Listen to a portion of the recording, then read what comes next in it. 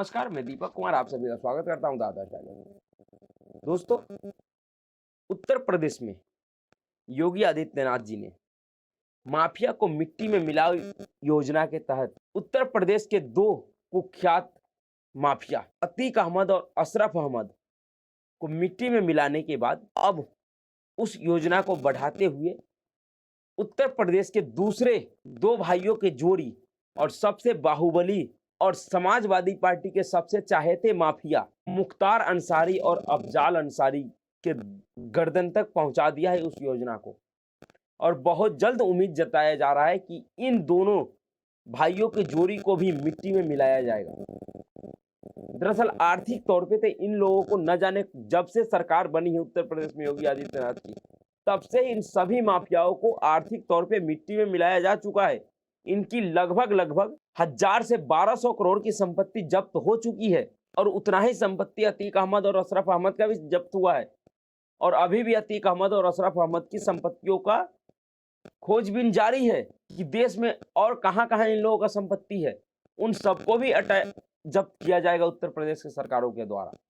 तो इससे स्पष्ट होता है कि उत्तर प्रदेश योगी आदित्यनाथ जी ने आर्थिक तौर पे तो बहुत पहले ही इन लोगों को मिट्टी में मिला चुका है, पर शारीरिक तौर पे भी इन लोगों को मिट्टी में मिलाया जाना बहुत जरूरी है, क्योंकि ये लोग ऐसे प्रभावशाली माफिया है, ऐसे प्रभावशाली सफेदपोश गुंडे बदमाश है, जिनको सजा सुनाने से इस देश के न्यायालय में बैठने वाले मिलोट के अंदर भी वो हिम्मत नहीं हो पाए कि 2017 से पहले इन आरोपियों को सजा सुना पाते। इस देश में शायद पहला ऐसा अपराधी अतीक अहमद था और अशरफ अहमद था जिसको सजा सुनाने से इस देश के न्यायालय में बैठने वाले दर्जन भर न्यायाधीशों ने मना कर दिया, सार्वजनिक तौर पे मना कर दिया कि हम इन लोगों को सजा नहीं सुना सकते हैं, हम इनका मुकदमा नहीं सुनेंगे।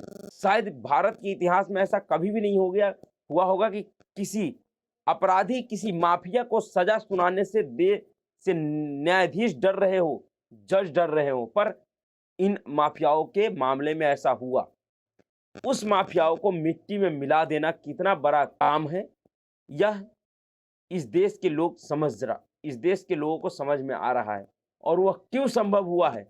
क्योंकि इस देश में एक ऐसी सरकार है, एक ऐसी पार्टी है जिन पार्टी में ऐसे नेता है जो अपने राजनीतिक स्वार्थ से ऊपर उठ के अपनी सत्ता की स्वार्थ को साइड करके जनता के हित में काम करते हैं। आज से पहले इस देश में ऐसा कोई नेता नहीं हुआ जिस तरह का काम उत्तर प्रदेश का योगी आदित्यनाथ सरकार और उसकी प्रशासन कर रहा है, उस तरह का काम देश के किसी भी राज्य के कोई भी मुख्यमंत्री नहीं कर रहा है।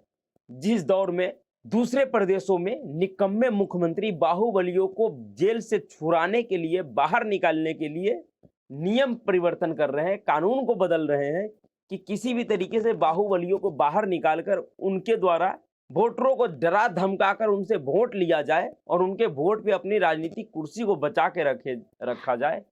उस दौर में उत्तर प्रदेश के मुख्यमंत्री इस तरह का काम कर रहा है, यह सोचने वाली बात है। बात करते हैं हम मुख्तार अंसारी का। दरअसल वह मुख्तार अंसारी जो समाजवादी पार्टी और मुलायम सिंह का सबसे करीबी माफिया रहा है, जिसके लिए मुलायम सिंह ने वह काम किया जो काम इस देश में कोई भी सरकार, किसी भी पार्टी के सरकार या नेता कभी भी नहीं की। जिस तरह से मुलायम सिंह ने और समाजवादी पार्टी ने मुख्तार अंसारी का साथ दिया, जिस तरह से मुख्तार अंसारी को संरक्षण दिया, उस तरह से इस देश में कोई भी पार्टी या किसी भी पार्टी का कोई भी नेता अभी तक माफिया को संरक्षण नहीं दिया होगा।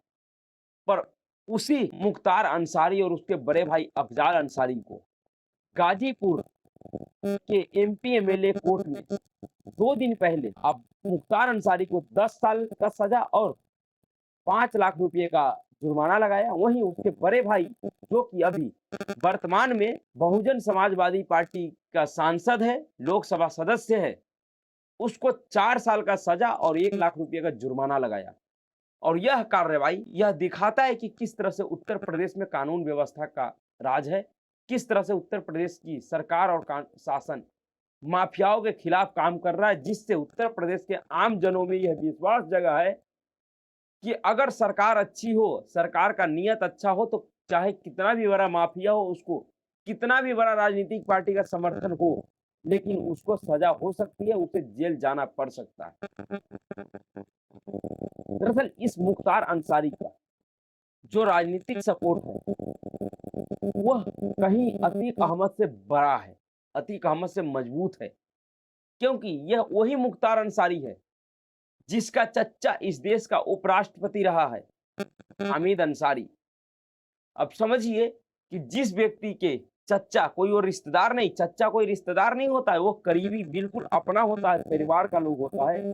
जो व्यक्ति इस देश का उपराष्ट्रपति रहा हो, उनके भतीजों के ऊपर भला कौन सी सरकार या शासन कार्रवाई करता? क्यों नहीं उसका भतीजा, क्यों नहीं उसके परिवार के दूसरे लोग नंगा नाच करता इस देश में? जो मुख्तार अंसारी और अफजाल अंसारी ने किया, जिस तरह से लोगों का जमीन हड़पा, जिस तरह से लोगों को अपहरण किया, जिस तरह से लोगों को मारा, जिस तरह का इन्होंने एक अपना सरकार चलाता था अप्रत्यक्ष रूप से उत्तर प्रदेश में, जिस तरह का इनका राजनीतिक रसूख था, उससे स्पष्ट होता है कि इन लोगों को सजा होना बहुत बड़ी बदलाव है उत्तर प्रदेश के लिए और देश के लिए।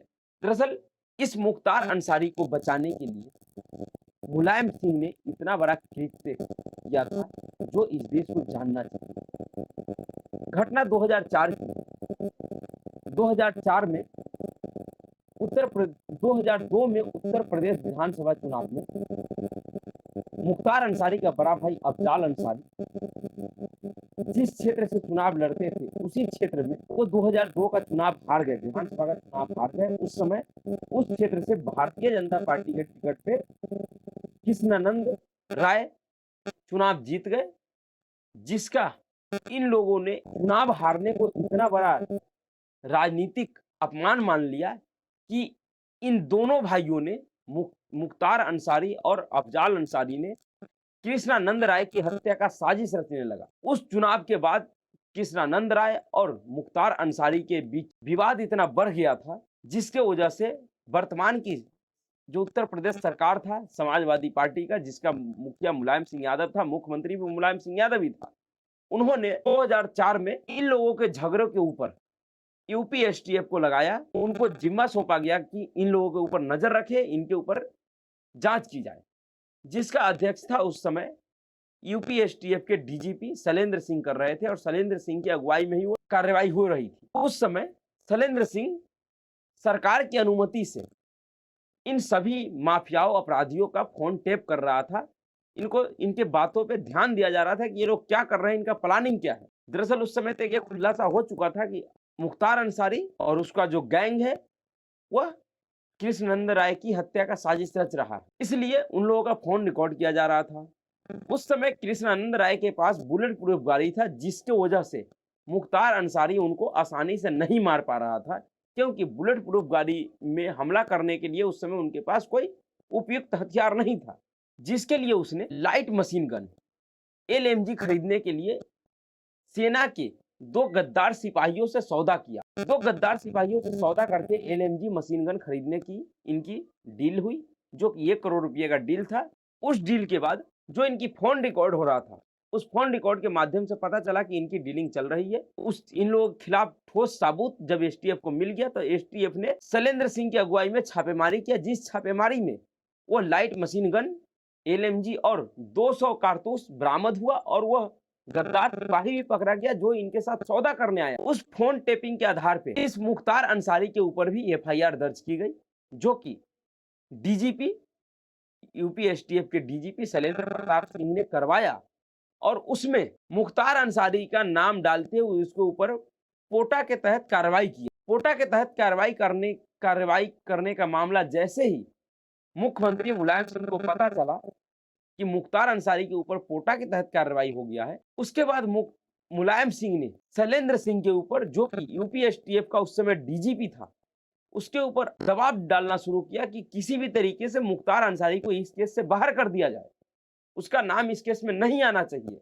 पर शैलेंद्र सिंह ने ईमानदारी के साथ, क्योंकि उन्होंने जान पे खेलकर इनके ऊपर छापेमारी की थी, क्योंकि उस समय जितना बड़ा इन लोगों का राजनीतिक कद था, जिस तरह का इन लोगों का दबदबा था उत्तर प्रदेश की राजनीति में, उसमें कोई भी अधिकारी इनके मामले में पड़ने से डरता था, क्योंकि जिस तरह का आतंक इन्होंने फैला रखा था, उस आतंक का भय इतना था कि कोई अधिकारी का हिम्मत ही नहीं होता था कि इनके खिलाफ कोई कार्रवाई हो। पर फिर भी शैलेंद्र सिंह ने हिम्मत जुटा के इनके खिलाफ कार्रवाई किया, लेकिन उस कार्रवाई के बाद मुलायम सिंह सरकार ने मुख्तार अंसारी को बचाने के लिए शैलेंद्र सिंह के ऊपर दबाव बनाना शुरू किया। दबाव इतना बनाया गया और इतना प्रताड़ित किया गया डीजीपी को, एसटीएफ के डीजीपी को कि सरकार के प्रताड़ना को बर्दाश्त न कर पाने के बाद शैलेंद्र सिंह ने इस्तीफा दे दिया। और इस्तीफा देते हुए उन्होंने कहा कि ऐसे नौकरी करने से क्या फायदा जिसमें हमें अपराधी बताएगा कि हमें क्या करना है और क्या नहीं करना है। इतना बड़ा आरोप किसी भी सरकार या किसी भी नेता पे आज तक कोई भी वरीय पदाधिकारी नहीं लगाया। इस तरह का आरोप शैलेंद्र सिंह ने उस समय मुलायम सिंह पे लगाया था, जिसका उन्होंने कई टीवी चैनलों पे खुद इंटरव्यू में बताया है, अभी भी वो बताते हैं। जिस तरह से मुख्तार अंसारी के ऊपर कार्रवाई के बाद उस युवा आईपीएस ऑफिसर का जीवन बर्बाद कर दिया गया समाजवादी सरकार के द्वारा, समाजवादी पार्टी के नेताओं के द्वारा, वह आज भी जब उन घटनाओं को बताते हैं तो बताते बताते उनकी आंखों में आंसू आ जाता है कि किस तरह से उनको प्रताड़ित किया गया एक माफिया के ऊपर कार्रवाई करने के लिए। समझिए किस तरह का संरक्षण था समाजवादी पार्टी और मुलायम सिंह का मुख्तार अंसारी को। क्यों था? क्योंकि पहले ही बता चुका हूं कि मुख्तार अंसारी कोई मामूली अपराधी नहीं था। वो ऐसा अपराधी था जिसके परिवार के लोग, उनका चचा इस देश का उपराष्ट्रपति तक रहा हुआ है। उनका जो फैमिली बैकग्राउंड है बहुत ही मजबूत है राजनीतिक तौर पे। शैलेंद्र सिंह बताते हैं कि उस कार्रवाई के बाद जब इन्होंने इस्तीफा दे दिया, उसके बाद भी समाजवादी पार्टी की सरकार और नेताओं ने इनका जीना किस तरह से दूभर किया कि ये कभी भी इस्तीफे के बाद किसी भी प्राइवेट कंपनी में भी अगर नौकरी ढूंढने जाते थे तो उस प्राइवेट कंपनी के मालिकों को समाजवादी पार्टी और नेताओं के द्वारा, सरकार के द्वारा धमकाया जाता था कि इस व्यक्ति को नौकरी पे नहीं रखना है, जिसके वजह से इनको कभी भी भविष्य में प्राइवेट नौकरी करने तक का नसीब नहीं हुआ अभी तक। अब तो खैर ये अपना कारोबार कर रहे हैं, पर न ही इनको कोई उत्तर प्रदेश में किराए पे मकान देता था।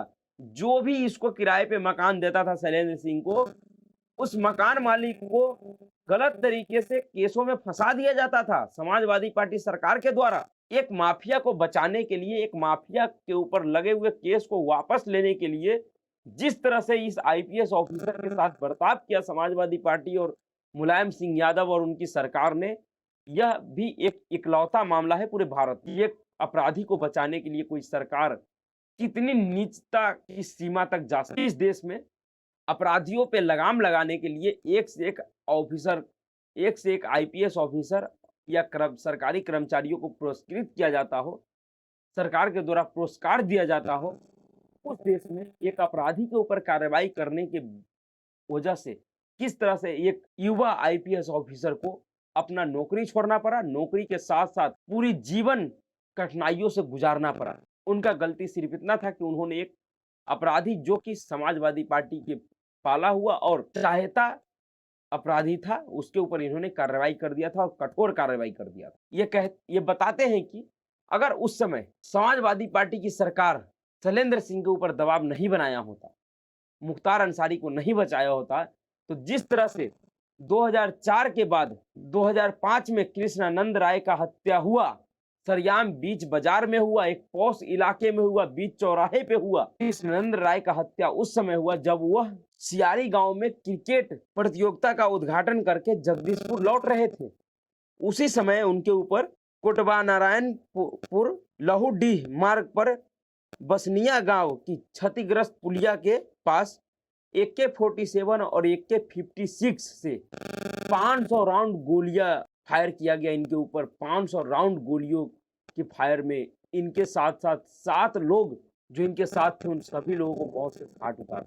शैलेंद्र सिंह कहते हैं कि अगर उसी समय मुख्तार अंसारी के ऊपर अगर उत्तर प्रदेश सरकार कार्रवाई की होती तो शायद कृष्णानंद राय बच जाते, उनकी हत्या नहीं हो पाता। पर उस हत्या के आरोप में भी सबूत और साक्ष्यों के अभाव में मुख्तार अंसारी और अफजाल अंसारी को बाइज्जत बरी कर दिया गया था, क्योंकि इनके खिलाफ किसी तरह का कोई सबूत ही नहीं पेश हो पाया। क्योंकि जिस व्यक्ति के ऊपर प्रदेश के मुख्यमंत्री का सीधा हाथ हो, जिस व्यक्ति को बचाने के लिए प्रदेश के मुख्यमंत्री एक एसटीएफ के डीजीपी जैसे पद पे तैनात ऑफिसर को मजबूर कर दिया हो इस्तीफा देने के लिए, उसका पूरा जीवन बर्बाद कर दिया हो, उस व्यक्ति के खिलाफ भला कोई आम नागरिक कैसे गवाही देगा? उसके खिलाफ सबूत कौन इकट्ठा करेगा? कौन पुलिस वाला चाहेगा कि उसके खिलाफ सबूत इकट्ठा करके उसको अदालत के द्वारा दोषी ठहराया जाए? पर आज इन्हीं अपराधियों का इतना बुरा हाल हो गया है। प्रशासन वही है, पुलिस भी वही है जो मुलायम सिंह यादव के समय में था।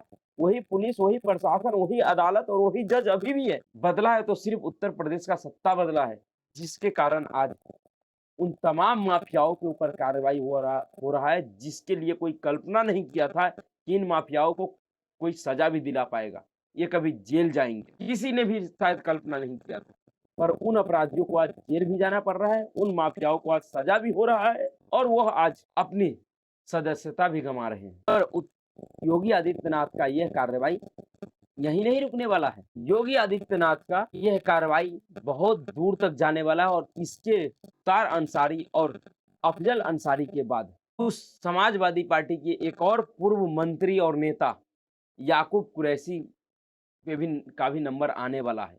बहुत जल्द ही याकूब कुरैशी के ऊपर भी इसी तरह का कार्रवाई होते हुए देखिएगा, जिस तरह का कार्रवाई अतीक अहमद, अशरफ अहमद, मुख्तार अंसारी, अफजाल अंसारी पे हुआ है। जिस तरह से इनका पूरा परिवार, पूरा कुनमा जेल में बंद है, फरार है, भगोड़ा घोषित हुआ है, उसी तरह से बहुत जल्द ही याकूब कुरैशी भी या तो जेल में होगा या वो भी फरार घोषित किया जाएगा, तरीपार घोषित किया जाएगा। इसे कहते हैं सत्ता का इकबाल, इसे कहते हैं कानून व्यवस्था बनाए रखना, प्रशासन को चलाना। चाहे माफिया कोई भी हो, कितना भी बड़ा हो, कभी भी सरकार या सिस्टम से बड़ा नहीं होता है। अगर सरकार के नियत में खोट ना हो, सरकार को उन माफियाओं से किसी तरह का कोई लालच ना हो, तो कभी भी माफिया सरकार से बड़ा नहीं हो सकता। सरकार जब चाहे उस माफिया को मसल दे। दरअसल उत्तर प्रदेश हो या चाहे बिहार हो, मुख्तार अंसारी, आजम खान, अतीक अहमद या बिहार में शाहबुद्दीन, आनंद मोहन, पप्पू यादव, राज बल्लभ, छोटे सरकार, ये जितने भी माफिया इन दो प्रदेशों में हैं, इन माफियाओं को सत्ता का संरक्षण इसलिए दिया जाता था, इनको इसलिए पाला जाता था क्योंकि यह लोग गरीब गुरुओं को डरा कर, धमका कर उनका वोट इन राजनीतिक दलों को दिलवाते थे। बंदूक के नोक पे ये लोग वोट इन राजनीतिक दलों के लिए खरीदते थे। पूरे के पूरे गांव के पूरी बूथ को कैप्चर करके ये लोग इन राजनीतिक दलों को जितवाते थे, इनको इनकी सरकार बनवाते थे। पर अब वो सिस्टम खत्म हो गया। अब इन लोगों का इस तरह का घिनौना कृत्य नहीं चल सकता है, क्योंकि अब जनता जागरूक हुई है। जनता को भी समझ आने लगा है कि हमें किसे वोट देना है, किसे नहीं देना है।